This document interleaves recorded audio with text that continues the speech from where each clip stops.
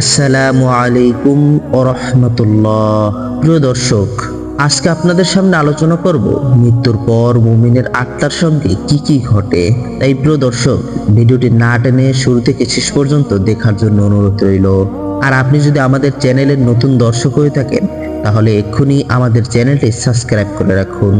প্রিয় দর্শক, আত্মাকে আরবি ভাষায় রূহ বলা হয়।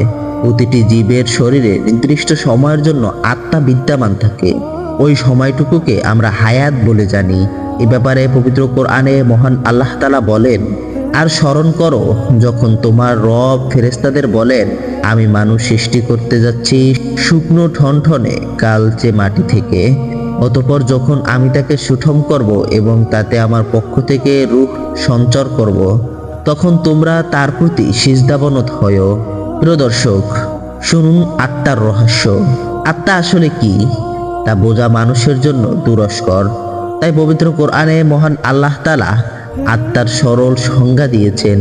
ইরশাদ হয়েছে, তারা তোমাকে আত্মা সম্পর্কে প্রশ্ন করে, তুমি বলো, আত্মা আমার প্রতিপালকের আদেশ বিশেষ, আর তোমাদের সামান্য জ্ঞানই দান করা হয়েছে। নির্দিষ্ট সময়ে প্রাণীর দেহে আত্মার অবস্থান। প্রিয় দর্শক, আত্মা নির্দিষ্ট সময়ের জন্য প্রাণীর দেহে অবস্থান করে। মহান আল্লাহর এই আদেশ, যতক্ষণ একটি প্রাণীর দেহে বিদ্যমান থাকবে ততক্ষণ ওই প্রাণী জীবিত থাকবে। এক মাইক্রো সেকেন্ড আগেও কেউ তাকে মারতে পারবে না এবং এক মাইক্রো সেকেন্ড কেউ তাকে বাঁচিয়ে রাখতে পারবে না।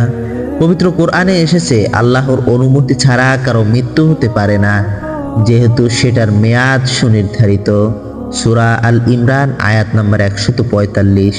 আত্মার জগৎ। প্রিয় দর্শক, মানবদেহে প্রবেশ করানোর আগে আত্মাগুলো আত্মার জগতে থাকে।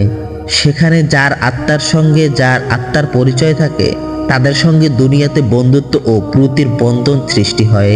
রাসূল সাল্লাল্লাহু আলাইহি ওয়াসাল্লাম বলেন, আত্মা স্বভাবজাত ও সমাজবদ্ধ।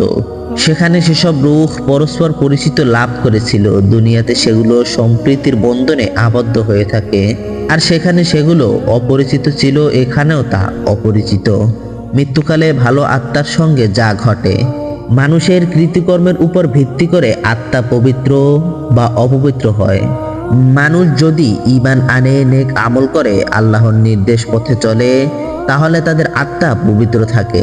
আর তা না করলে তাদের আত্মা অপবিত্র হয়ে যায় এবং তা নিকৃষ্ট আত্মাতে পরিণত হয়।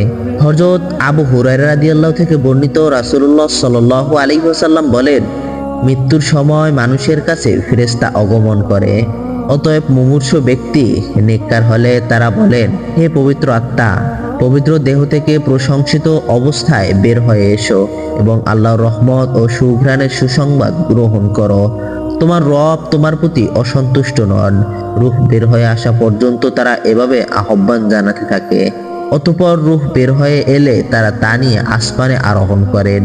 এই রূহের জন্য আসমানের দরজাগুলো খুলে দেওয়া হয়। জিজ্ঞেস করা হয়, সে কে? ফেরেশতারা বলেন, অমুক ব্যক্তি। তখন বলা হয়, পবিত্র আত্মাকে স্বাগতম, যা ছিল পবিত্র দেহ। প্রশংসিত অবস্থায় তুমি প্রবেশ করো। আল্লাহর রহমত ও সুঘ্রাণের সুসংবাদ গ্রহণ করো। তোমার রব তোমার প্রতি অসন্তুষ্ট নন। তাকে অবিরত ও সংবাদ প্রদান করা হয় ততক্ষণ অবধি যখন তার মহামহিমা আল্লাহ যে আসমানে অবস্থান করেন সেখানে পৌঁছে যায়।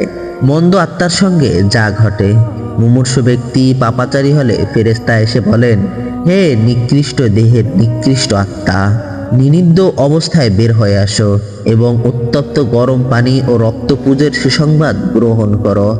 এবং অনুরূপ বহু বিষাক্ত বস্তু রূহ বের হয়ে আসা পর্যন্ত তারা এভাবে আহ্বান করতে থাকেন। অতঃপর তারা রূহ সহ ঊর্ধ্ব আকাশে আরোহণ করেন, কিন্তু তার জন্য দরজা খোলা হয় না। জিজ্ঞেস করা হয়, এই ব্যক্তি কে? বলা হয়, অমুক।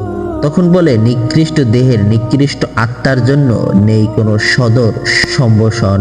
তুই নিন্দিত অবস্থায় ফিরে যা, কারণ তোর জন্য আকাশের দ্বার খোলা হবে না। অতঃপর একে আসমান থেকে ফিরিয়ে দেওয়া হয় এবং তা কবরে ফিরে আসে। এই হাদিস থেকে বোঝা যায় যে মানুষের কৃতকর্মের উপর ভিত্তি করে আত্মা পবিত্র ও অপবিত্র হয়। যাদের আত্মা পবিত্র, পরকালীন যাত্রায় তাদের সংবর্ধনা দেওয়া হয়। আর যাদের আত্মা অপবিত্র তাদের পরকালীন যাত্রা অত্যন্ত অপমানজনক হয়। নাউজুবিল্লাহ। কাজেই বেশি বেশি নেক আমলের মাধ্যমে আত্মার পরিচর্যা করা জরুরি। বেশি বেশি নেক আমল আত্মা পরিশুদ্ধ ও পবিত্র করে তোলা। পবিত্র আত্মার অধিকারীদের যে সংবর্ধনা দেওয়া হবে তার ভাষ্য পবিত্র কোরআনে এভাবে এসেছে।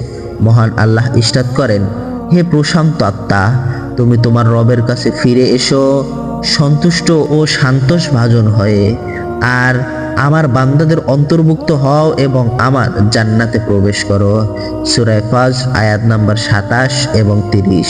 প্রিয় দর্শক, মহান আল্লাহ সবাইকে আত্মার পবিত্রতা অর্জনের তৌফিক দান করুন, আমিন। প্রিয় দর্শক, ভিডিওটি ভালো লাগলে একটি লাইক, একটি কমেন্ট করতে ভুলবেন না। আর পরবর্তী ইসলামিক ভিডিও পেতে চাইলে এক্ষুনি আমাদের চ্যানেলটি সাবস্ক্রাইব করে রাখুন। আসসালামু আলাইকুম ওয়া রাহমাতুল্লাহ।